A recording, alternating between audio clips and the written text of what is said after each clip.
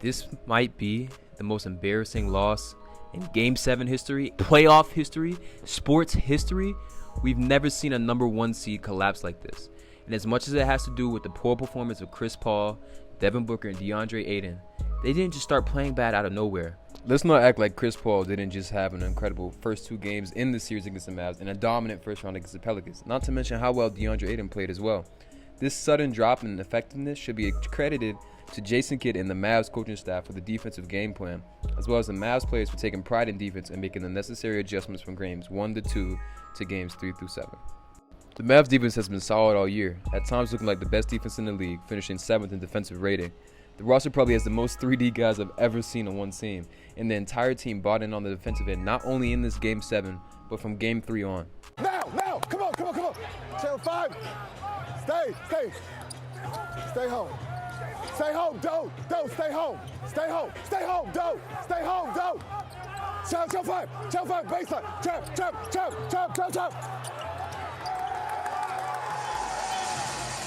This clip truly epitomizes just how much harder the Dallas Mavericks were working than the Suns.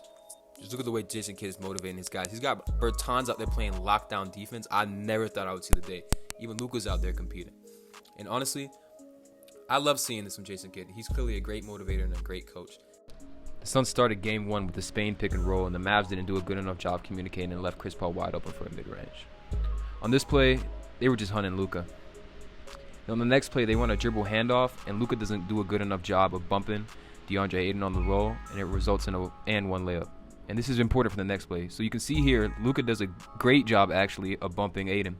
But Bullock, probably because he was used to Luka not bumping him on the previous possession, still sinks in when he should have stuck with Ayton until Kleber could have recovered, and then Dinwiddie could have zoned up the weak side. On the next play, it's another dribble handoff. This is just a tough position for the Mavs. Because Brunson is a low man, maybe Luka could have stuck with him for more than a second. But I don't know. It probably would have resulted in a dunk anyway. And then in Game 2, they were just hunting Luka mercilessly. I'm talking about Chris Paul. He's like, whoever's got Luka on them, guarding them, come set a screen, switch him on to me, and I'm going to go to work. And I can't remember off the top of my head, but they shot an incredible percentage against Luka in Game 2 and Game 1, honestly. Just defended 19 ball screens in the second half of Game 2, and they averaged 1.81 points per chance when he was a defender. So he's getting absolutely cooked. So basically, the Mavs had to figure out 3 things. They need to figure out how to slow down Chris Paul, fix the miscommunications on the actions the Suns run, while also figuring out a way for Doncic to not get exposed defensively. The first adjustment they made was to pick up CP3 full court, and huge credit to Reggie Bullock for playing great defense on him, because it resulted in Chris Paul being gassed and making really bad decisions like he did right there. Even here, this is great defense by Bullock, but when was the last time we saw Chris Paul not throw it to the wing right there? He just wasn't thinking straight. And then on the offensive end, the Mavs would attack Chris Paul at every chance they got, because they figured, look, if the Suns can attack Luka, the Mavs essentially did the same thing. Anytime Brunson or Luka had the ball and they felt like isolating, they would get Chris Paul switched on him, and it was a bucket nearly every time. Not only does this demoralize the Suns team and demoralize Chris Paul, but also keeps him working on both ends of the court. He never truly got a break.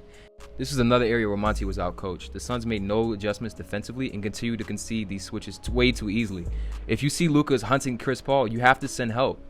I really believe Jason Kidd made this decision knowing how it felt to play in the NBA at an advanced age. As soon as Chris Paul turned 37, it looked like all those years of playing in the NBA caught up to him, and a lot of that has to do with how they were attacking him on the offensive end while also making him work so hard to bring the ball up the court.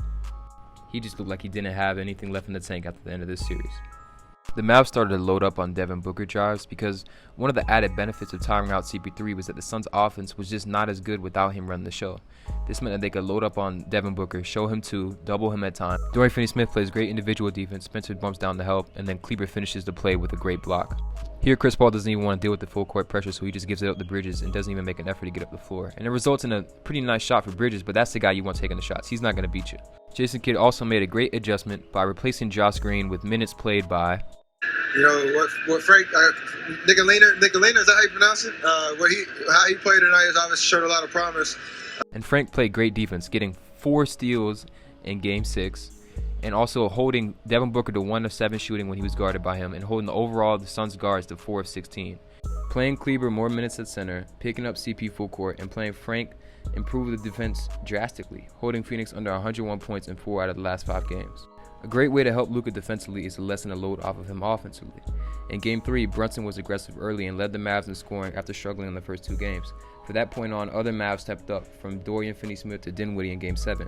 This meant Luka could exert more efforts defensively than it showed, with Luka having at least 2 steals in the last 5 games while being a positive defender.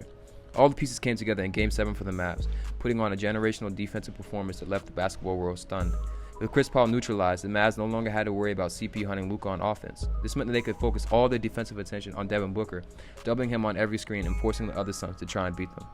Book didn't get a clean look at the basket nearly all game. You can see here Dorian Finney-Smith does a good job of playing in between and showing pressure, and it results in a tough mid-range jumper. Here, coming off the screen, they double, show 2, and it ends up in a turnover. And then in the next play, Book comes around a double screen just to get stonewalled by Luka at the rim. Booker saw a crowd every time he drove the ball, got blocked by Kleber here, and even if he didn't shoot the ball, it resulted in tough shots for the rest of his teammates because of the defensive intensity and effort by everyone on the Mavs, including Luka and Davis Bertans. Here he drives to the hole, kicks it out to Bridges, but look at the rim protection by Dorian Finney-Smith, and then a great rebound by Dwight Powell. Here he comes off the curl, tries to drive to the basket, Bridges is wide open, doesn't hit it.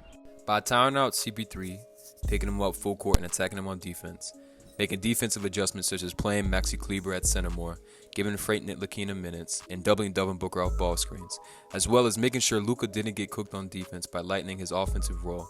The Mavs were able to completely dismantle the best team in the NBA. What we saw on Sunday night was a culmination of the adjustments the Mavs made throughout the series. While Phoenix definitely had the worst shooting night they possibly could have, the Mavs defense deserves all the credit for the absolute massacre. If y'all liked the video, do me a favor, like the video and subscribe. I'll see y'all in the next video. Everybody